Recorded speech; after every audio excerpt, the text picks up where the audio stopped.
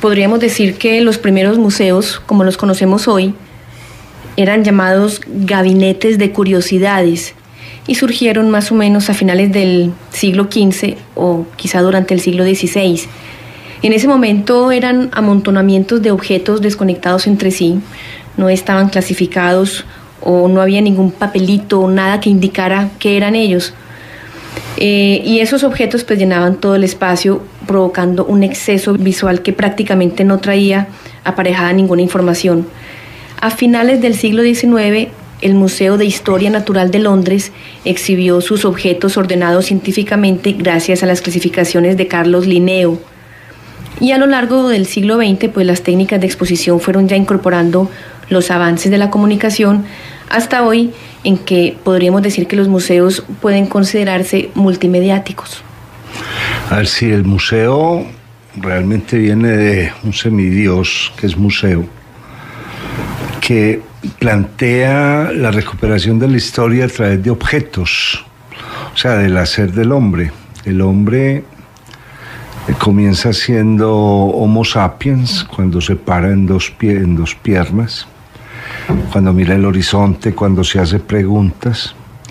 Luego ese Homo sapiens que ya camina mucho más despacio, que ahí hay una cosa que es importante, porque mientras el hombre caminó en cuatro patas, se desplazó a una gran velocidad, que es lo que uno ve en un gorila o lo que ve en un simio grande, ¿cierto? Que se apoyan en los nudos de las manos y se impulsan con los pies, y eso les da una gran velocidad, pero no les permite ver cosas. Cuando el hombre se para en dos piernas, en dos patas, comienza a caminar más despacio, y a partir de ahí comienza a ver lo que hay a su alrededor, o lo ve con mucho mayor detenimiento. Esto lo hace un recolector de datos.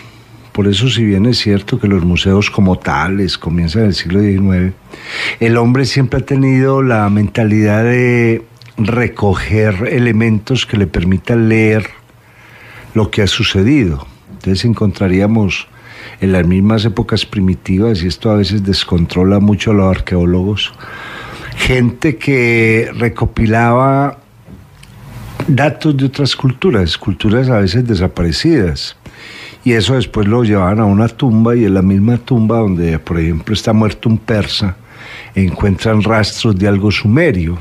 Entonces, el hombre que comienza a recolectar elementos, lo recolecta por tres razones. Primero, por carácter mágico, porque le llama la atención que se encuentre algo con un grabado, que se encuentre algo de un color determinado, que se encuentre el trozo de un hacha, por ejemplo, todavía hoy en día.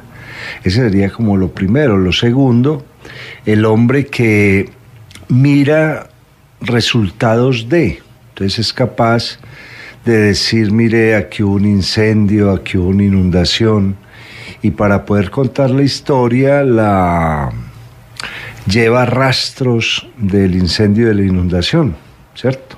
Entonces, a partir de ahí también recolecta elementos y los guarda para saber y tener constancia de que sucedió algo. Y finalmente, el hombre que recoge formas, que empieza a coleccionar formas. Y al empezar a coleccionar formas, por ejemplo, piedritas redondas, piedras blancas, piedras negras, piedras con vetas blancas, etc., comienza a convertirse en el primer historiador. Esto que es la tesis de Walter Benjamin, el hombre que colecciona. Al coleccionar se hace un montón de preguntas. ¿Cuál es el origen de esto? ¿Qué pudo haber pasado con esto? ¿Esto de dónde sale? Entonces hablaríamos de unos primeros museos no establecidos como museos, sino como piezas fundamentales para entender el entorno, para saber que tal lugar hay piedras calizas, entonces tienen las distintas piedritas que se pueden trabajar para sacar de ahí el yeso, para sacar de ahí cualquier tipo de piedra, etcétera. Lo mismo pasa con las formas del carbón, lo mismo pasa con formas de corteza. de árboles. Entonces son seres humanos primitivos que se van enterando del mundo a través de lo que recolectan del mundo. Entonces, por ejemplo, los niños, y todavía hay muchas tribus en el mundo, los educaban mostrándole, mire, si encuentra esta corteza es este árbol, si encuentra esta hoja es este árbol, si encuentra una hoja de esta misma, de este color, ojo que es venenosa. Entonces, el hombre recolecta cosas para enterarse del mundo. Luego veríamos unos primeros museos de índole religiosa, cuando aparecen las teocracias, cuando aparecen las primeras ideas de Dios, etcétera, donde también se recolectan cosas que hablarían de que ahí estuvo ese Dios, cosas que hablarían del castigo de Dios. Por eso de pronto le damos tanto énfasis al Arca de la Alianza, que había dentro del Arca de la Alianza.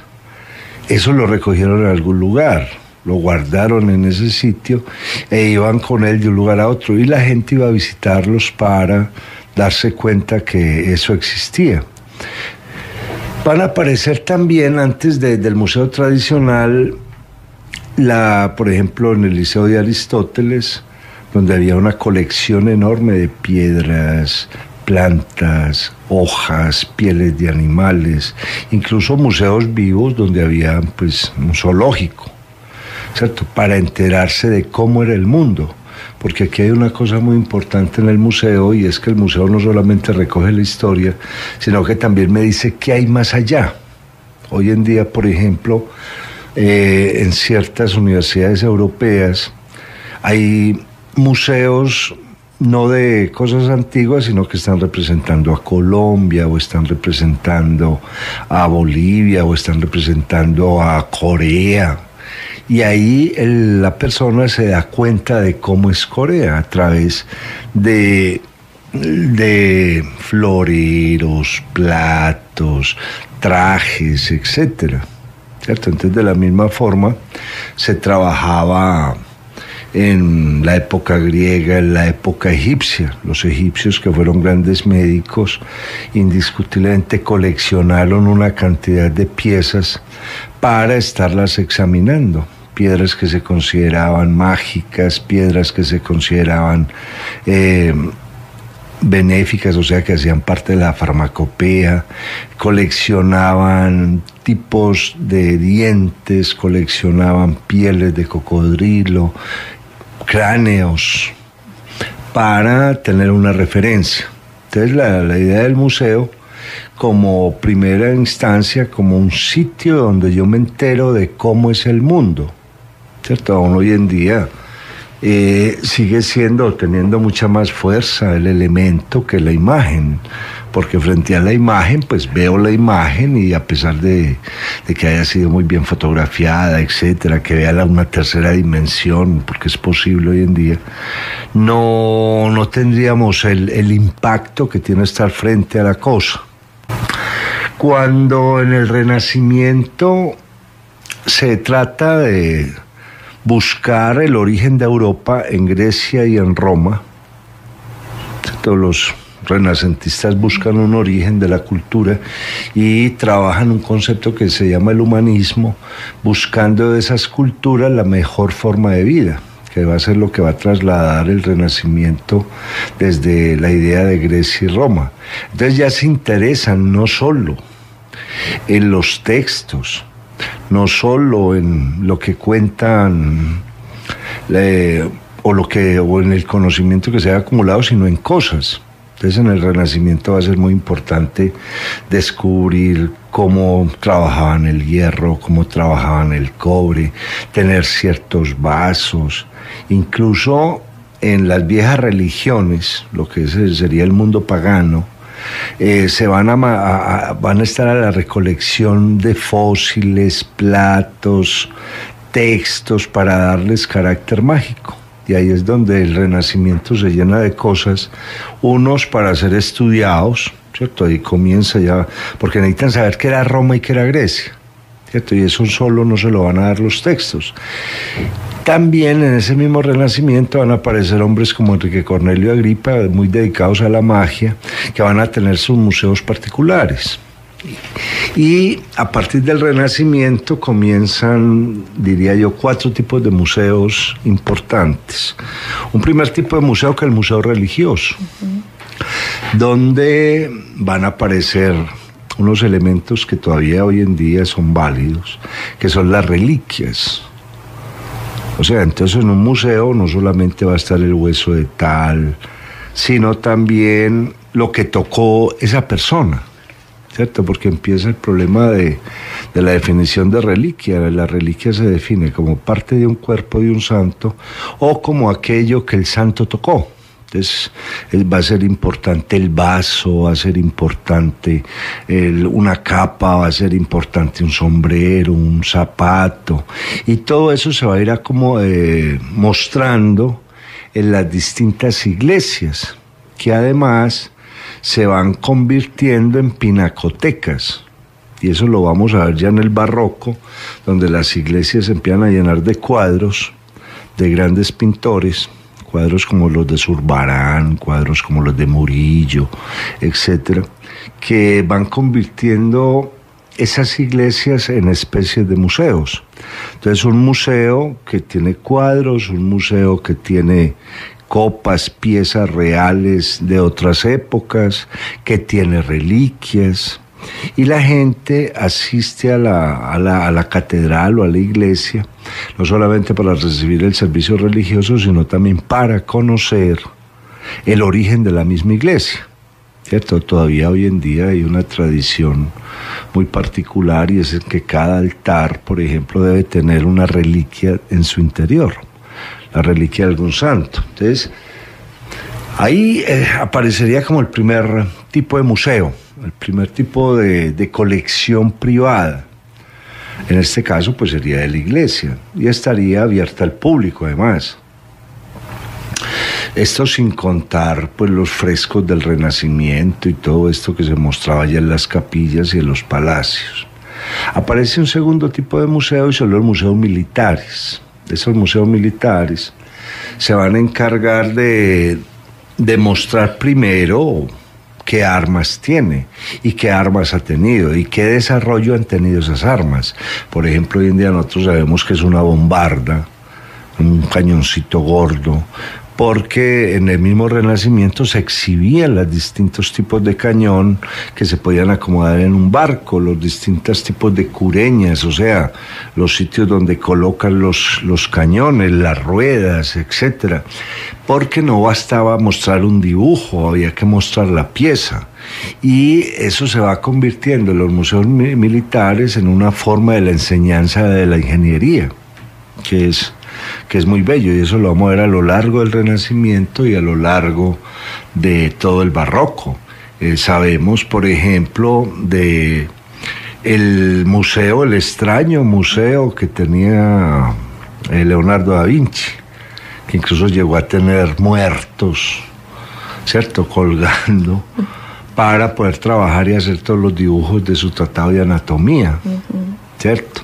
Pero además tenía pájaros disecados, y tenía reptiles, y tenía insectos y cosas por el estilo, que eran pequeñas colecciones a las que se accedían algunos y que los tenían muy bien clasificados, ¿cierto? Me acuerdo en este momento de muchos médicos antioqueños que eran muy buenos dibujantes y que en sus fincas tenían pequeñas colecciones con vasijas indígenas, con insectos, con un montón de cosas, y que no solo se dedicaban a tener, sino que las dibujaban, ¿cierto?, para aclarar mucho mejor qué era lo que tenían ahí.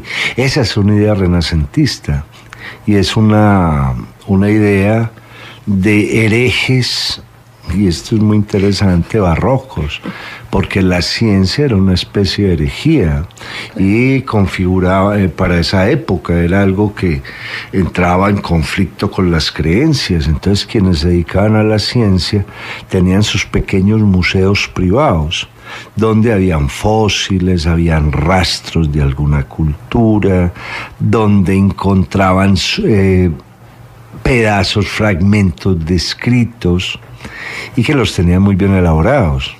Incluso durante mucho tiempo se le cogió temor a la masonería, porque eran famosos los museos masones, ¿cierto? Estos masones que descendían de la viuda, como decían ellos, porque todos los que terminaban de construir un castillo, pues los mataban, y para que no dijeran por dónde estaban las entradas secretas, pero mientras tanto habían ido sacando un montón de cosas, ¿cierto? La entrada secreta hace parte, la construimos con este tipo de piedra, con este tipo de ladrillo, cuando se ponga de esta manera es porque por ahí corre el agua, etcétera, etcétera. Entonces también aparecían ese tipo de museos que nacen del Museo Militar. Van a aparecer también los museos reales, que van a ser muy importantes, tremendamente importantes. A ver, para aclarar esto, en el Renacimiento y en el Barroco, los trajes, las botas, eran elementos que duraban mucho, incluso se ponían en un testamento. Mis camisas son para tal, mis jubones para tal, mis botas son para tal. Entonces aparecen por primera vez los museos reales, donde se van a ir guardando los elementos que le han pertenecido al rey anterior, y al rey anterior, y al rey anterior. Eso justificaba o decía primero cuál era el linaje, ¿cierto? Decía también qué había hecho el otro rey, y era una presencia, digamos, en espíritu ropa o espíritu objeto del rey anterior, ¿cierto? Todo eso lo habían tomado de una idea que tenían los romanos, que eran los manes. Los manes, hoy en día que se habla que se man, tantos manes en tal parte, los manes eran los bustos que representaban a los antepasados de una familia. Entonces en una familia estaba el papá, el abuelo, el bisabuelo, el tatarabuelo, y estaban ordenaditos, o sea que aparecían como los manes de la casa, los espíritus que se encargarían de proteger la casa a la par que los dioses lares, los dioses del hogar. Eso va a ser muy lindo porque en el museo moderno, de los museos al menos del siglo XIX, van a aparecer un montón de bustos colocados allí. También se van a dar, además de los museos reales, donde se van a guardar un montón de cosas para mostrar pelucas, zapatos, hebillas, correas, puñales, de todo, van a haber otra especie de museos muy particulares que se logran ver todavía en Europa, y son los museos municipales, que consisten en colocar en la fachada del edificio a aquel alcalde que tuvo la ciudad, y hacer una serie de estatuas que van pegando al edificio. Entonces llega un momento en que el edificio no le cabe una sola persona, pero ahí está toda la gente que tuvo que ver con el gobierno de esa ciudad. Eso es muy interesante. Por ejemplo, en la ciudad de Lovaina, en Bélgica, Leven, el ayuntamiento, la alcaldía es eso, es un montón de personajes pegados a la pared, con distintos trajes, y hechos cada vez que se moría el personaje. Entonces eso permite asistir como a un museo público, a una fachada pública, donde yo me entero de la historia del gobierno de la ciudad, incluso con cosas muy particulares. En la misma Leven, por ejemplo, en Lovaina, en Bélgica, hay calles que se vuelven casi que calles museos, porque siguen la ruta de alguien. Por ejemplo, está la ruta de Erasmo, por donde mantenía Erasmo cuando estuvo en Leven. Y eso lo podemos ver con una ruta museo que se crea en la Edad Media, que es la ruta de la ruta dolorosa en Jerusalén, ¿cierto? Por donde había subido Jesús, ahí están, que son rutas museos. Hablando un poquito de esas rutas museo, Memo, hay ciertas ciudades que son museo, esa capacidad del hombre para recordar y para guardar su memoria, así que podríamos hablar de ciudades museo. Sí, no, hay muchas. Una ciudad museo, por ejemplo, Santiago de Compostela. Santiago de Compostela, donde termina el Camino de Santiago, es una ciudad que conserva incluso el hotel, ahí hay un hotel que se llama el Hotel de los Reyes Católicos, porque realmente era el sitio donde habían ido a parar los reyes. O sea, cada sitio es tan importante que no se puede quitar de ahí. Entonces simplemente se va a conocer eso. Es lo que sucede en una ciudad como Granada, donde toda la parte del Albaicín, toda la parte de la Alhambra, toda la parte central de la calle Recogidas, de la plaza de Vip Rambla, es un museo. Todo es un museo. Es lo que sucede en la Jerusalén antigua, en la vieja Jerusalén hoy en día. Es una ciudad museo. Es lo que sucede en un bulevar muy importante que hay en Berlín, que se llama Unter den Linden, que es un museo. O sea, entonces sí, son ciudades que guardan en sí toda una historia. La más importante pues de esa ciudad del museo, diría yo, es París, donde a la orilla del Sena se pueden ver los edificios del siglo XIX, del siglo XVIII, se puede revivir de alguna forma la Revolución Francesa, las comunas de París, y todo esto se cuida. Y hoy en día en muchas ciudades alemanas hay partes museos dentro de la ciudad, donde incluso con unas piedras pegadas a las paredes o sobre la acera, que dice quién vivía en esa casa. Uh-huh. ¿Quién vivía en esa casa? Esto es muy importante porque en una sociedad como la nuestra, donde nosotros arrasamos con la historia y nosotros desconocemos nuestra propia historia, y un dolor inmenso como por descubrir quiénes somos, eso no se da en otros lugares. Me acuerdo en la Universidad de Jena, en Alemania, el sitio donde se guarda la mesita en un mismo salón de clase, la mesita y la silla donde había estudiado Marx, donde había estudiado Hegel. O sea, ahí están presentes porque el museo cumple con esa tarea maravillosa de mantener viva la historia. O sea, es tener el pasado en el tiempo presente. ¿Cierto? Es como pasa con otros museos maravillosos en partes de Ciudad del Museo. Por ejemplo, el Museo de Cera de Barcelona, que está en las Ramblas y al lado del Café de las Hadas, el café maravilloso.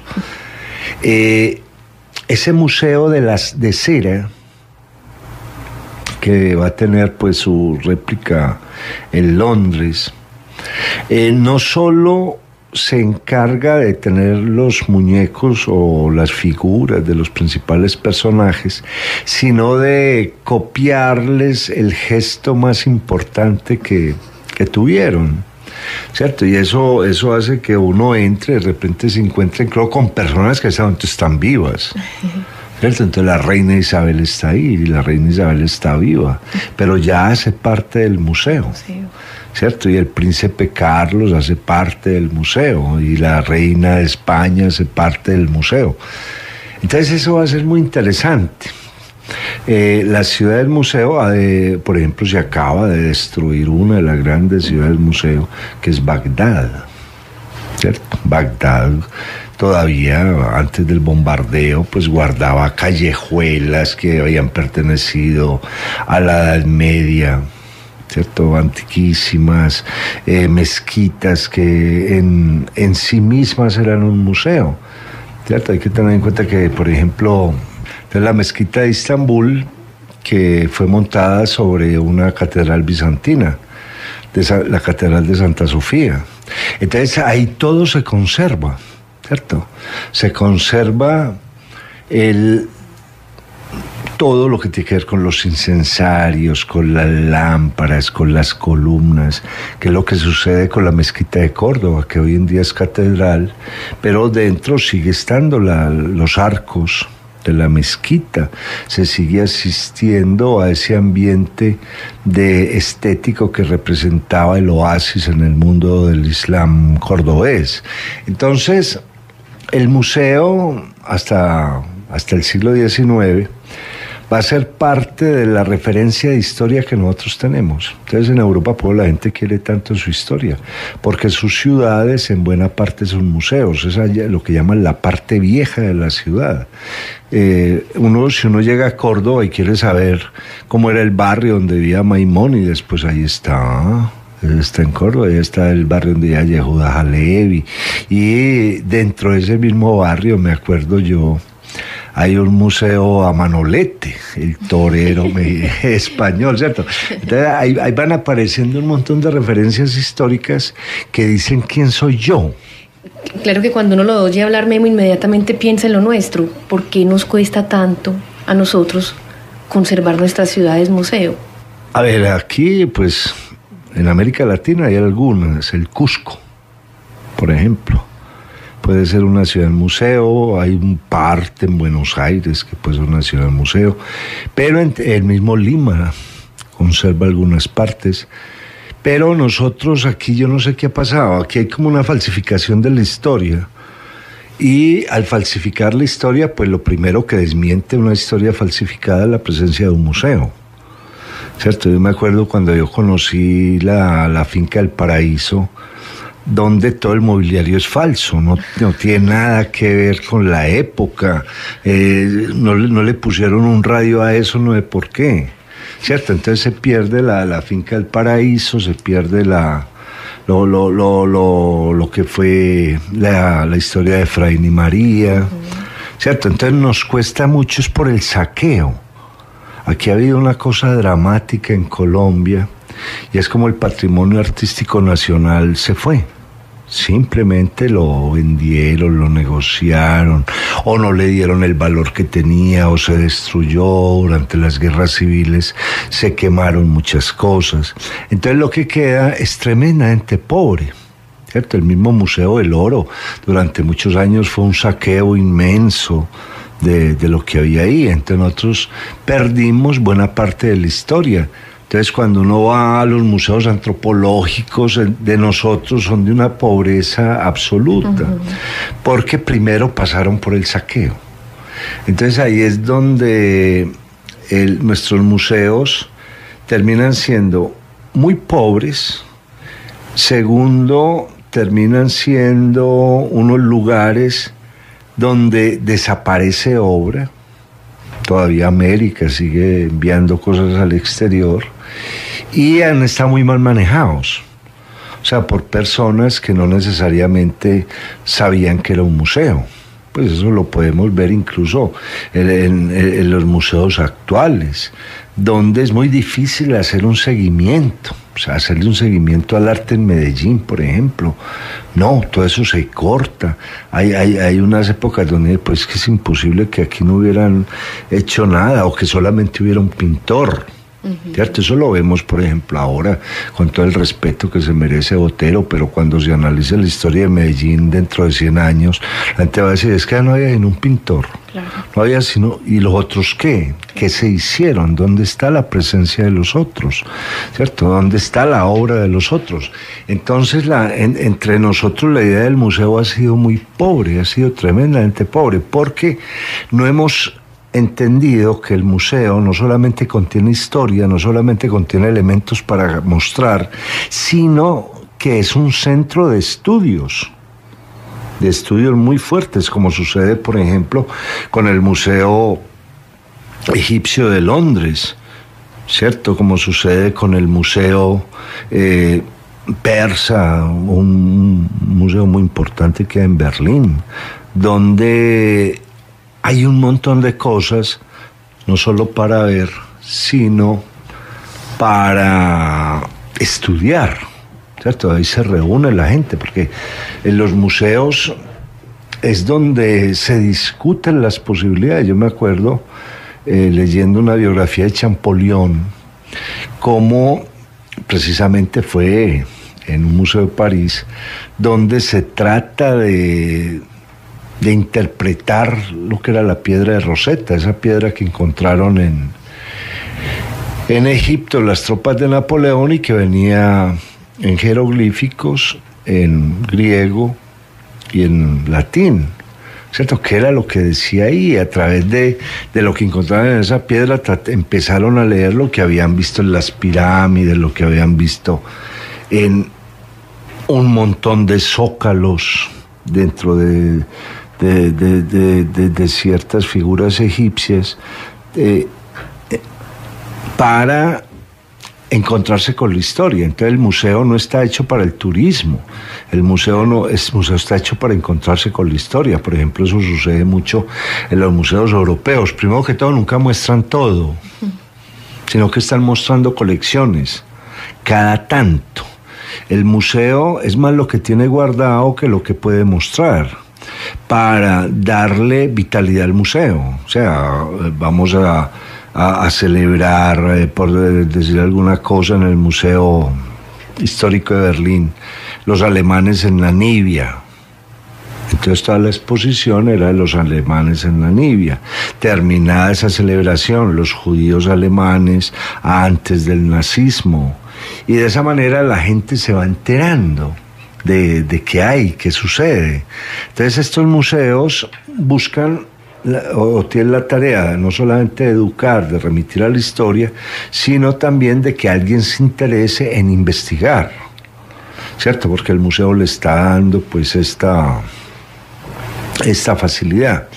Ahora, los museos modernos, que todos parten de finales del siglo XIX, cuando aparecen los coleccionistas historiadores, o sea, los que saben qué es lo que tienen, los dividiríamos como en tres partes. Primero, los museos de arte moderno, que son muy lindos, porque en un museo de arte moderno debe estar lo que produce la modernidad y lo contemporáneo, ¿cierto? La modernidad comienza cuando en América, debido al descubrimiento, se crean las primeras ciudades. Entonces, lo nuevo es lo moderno, pero lo contemporáneo es lo que aparece después de 1830, cuando ya está clara la revolución industrial, o sea, ya está implicando la máquina, cuando está clara la revolución francesa, ya hay un concepto del ciudadano, y cuando está muy clara la revolución norteamericana.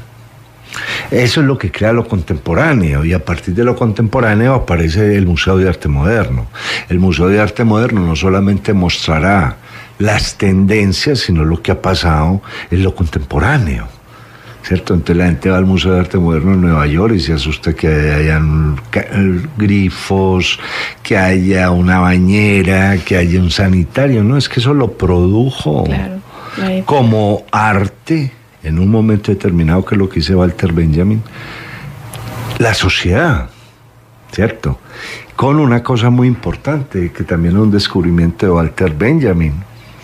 Benjamin, que es un filósofo alemán que se muere en 1940,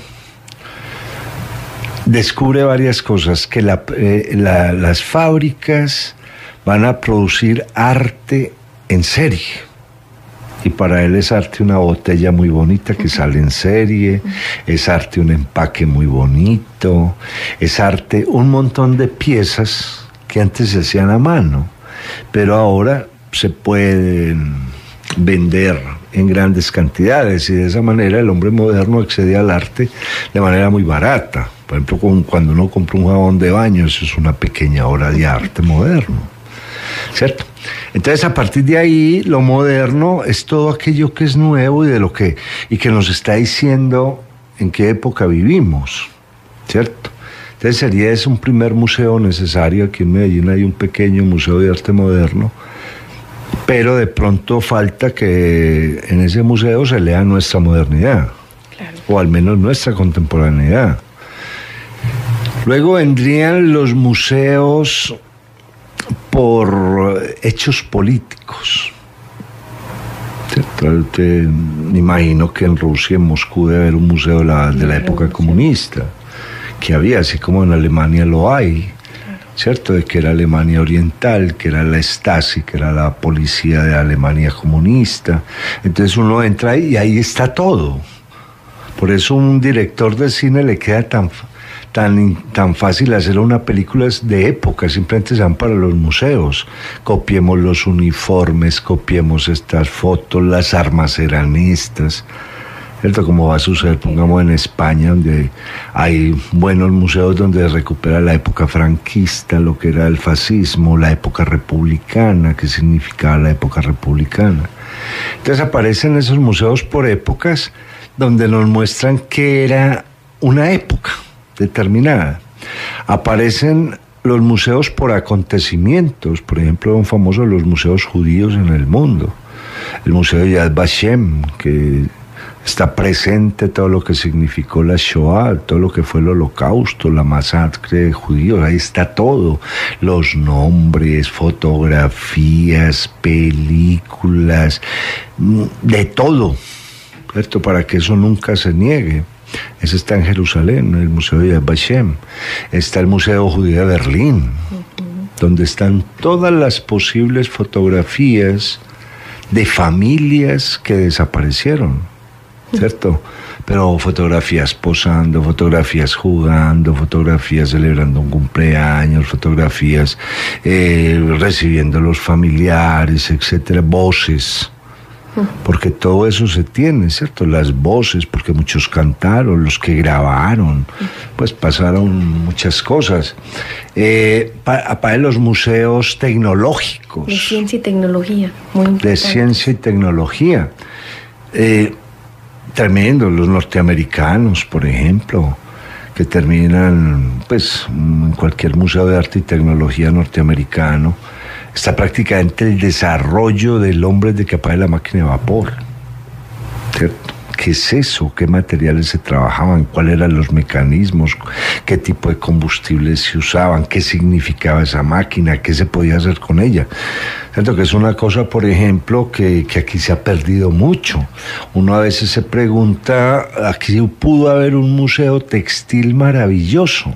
En Antioquia, un museo espectacular, desde las agujas y las pitas y las agujas capoteras que utilizaban los zapateros, hasta el desarrollo de las distintas telas, las distintas máquinas de coser, que empezaron desde las máquinas Singer de manivela, pasar a las de pedal, a las industriales, los distintos tipos de hilos, de botones. Allá habría todo un museo del mundo textil y de la confección, ¿cierto? Que no lo tenemos y que le hace falta para que la ciudad se identifique, ya que la ciudad se está identificando a través de ese modelo que es lo textil. Entonces, que la historia, ¿dónde está la historia? Claro. Que sería una pregunta grande, ¿cierto? O que se la podía hacer un arqueólogo dentro de 200 años. Sí, como así que aquí aparecen estos periódicos que eso era textilero y cómo esta gente nunca guardó una lanzadera, ¿cierto? Aunque me imagino que las empresas pues deben haber ciertos recuerdos y ciertos recuerdos, pero que nos va a quedar muy difícil sistematizar. Claro. ¿Cierto? Alguien decía que cuando se lea Medellín dentro de 200 años no van a ver sino novelas de gente matándose. Y esta gente mataba, ya no había nada, no había ni iglesia, la gente no conocía los conos.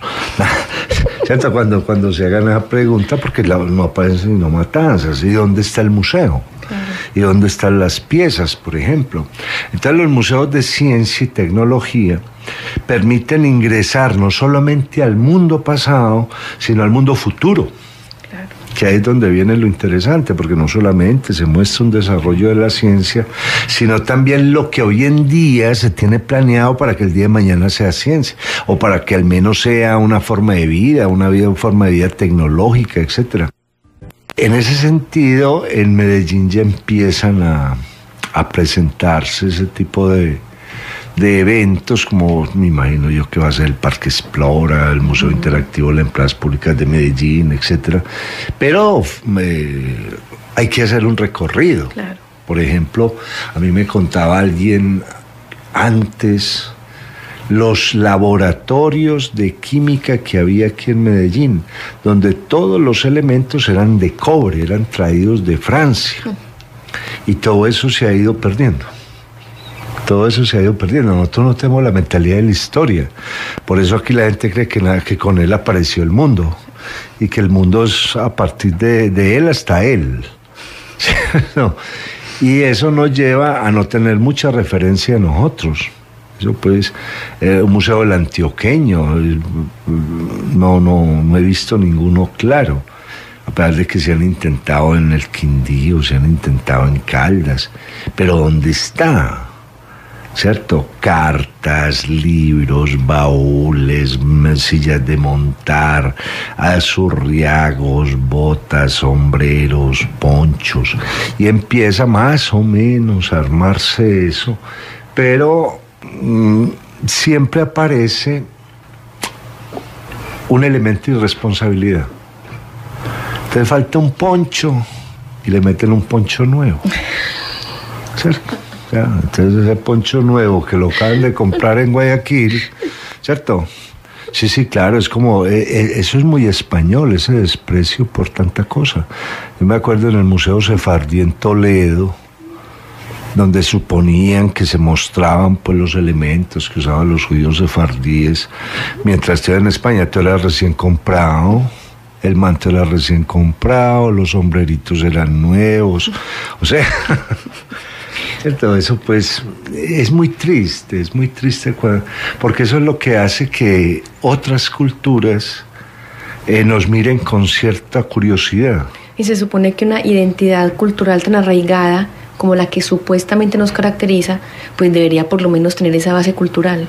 Sí, claro, porque es que, a ver, un museo cumple con 3 tareas muy importante en el mundo de la educación, solo en el mundo de la educación.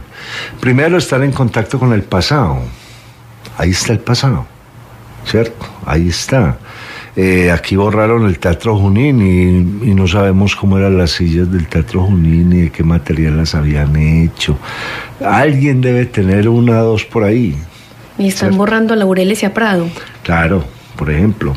Hay un segundo elemento y es recuperar la estética de la ciudad a través de los museos, ¿cierto? Por ejemplo, es muy interesante ver cómo en ciertas partes de Europa que después de la Segunda Guerra Mundial quedaron prácticamente borradas, Berlín, por ejemplo, cómo se recuperaron un montón de fachadas y de edificios simplemente por lo que se había guardado en los museos.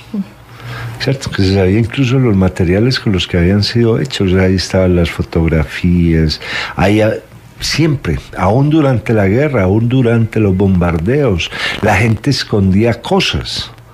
Esconder un pedazo de escalera, porque es que la tenemos que reconstruir, pero para reconstruirla necesitamos una muestra. Claro. Entonces pasaba el bombardeo y la gente iba a buscar entre todas esas piedras humeantes que había quedado, porque eso es lo que había que volver a hacer, ¿cierto?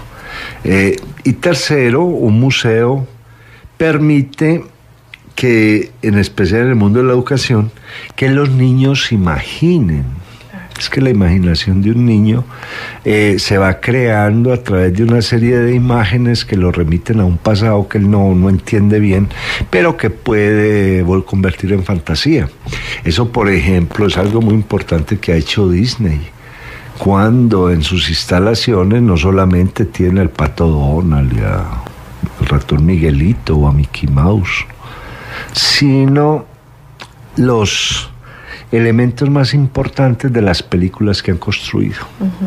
Entonces ahí la gente conoce el Volkswagen y conoce aviones y barcos y ropas de héroes, etcétera, etcétera, porque el museo se ha sido muy claro en los Estados Unidos. ¿Cierto? Los norteamericanos, en términos de museo, les debemos mucho, porque ellos no solo se dedicaron a recuperar su historia, sino también a mostrar colecciones enteras de cosas muy difíciles de mostrar. Por ejemplo, la conquista del oeste, ¿cierto? Y aún así se conservan sombreros, botas, flechas, pedazos de carretas, cadenas, pipas, botellas de whisky, vasos, o sea, absolutamente todo que dan razón de cómo era la conquista del oeste. Por eso ellos son capaces después de hacer unas películas muy especiales. Claro. Es que tenían el sombrero, tenían la bota, el uniforme, etcétera. Claro. Entonces nosotros hemos perdido la capacidad del museo, aunque aquí hay unos pues que no dejan de ser interesantes en Medellín. ¿cierto? Como que se han intentado, el Museo de Antioquia de todas maneras, a pesar de que le dan todo el protagonismo a un solo pintor, es interesante como museo botero, pero no como Museo de Antioquia, porque ahí deberían tener una exposición permanente de grandes maestros antioqueños vivos, por ejemplo. Claro. ¿Cierto? Hombres como Humberto Pérez Tobón, por ejemplo, que es de una calidad excepcional y que en nuestro medio sigue completamente desapercibido, ¿cierto? O gente de la vanguardia, o gente que trabaja mucho acá, como Juan Guillermo Herrera, por ejemplo, que también son conocidos entre grupos de amigos, etc. Pero al menos hay una noción de que hay un lugar donde podemos ir a ver cosas y a conocer cosas. Sobre todo en Antioquia, y me llama la atención que en Medellín pues no le hayamos hecho carrera a los museos, porque aquí todo funciona es con base en los muertos. Nosotros tenemos escritores muertos, todo el mundo habla de escritores muertos, habla de cantantes muertos, de todo, pero no mostramos lo que era de los muertos. Es charrísimo, ¿cierto? Pero es como una mentalidad, pues eso no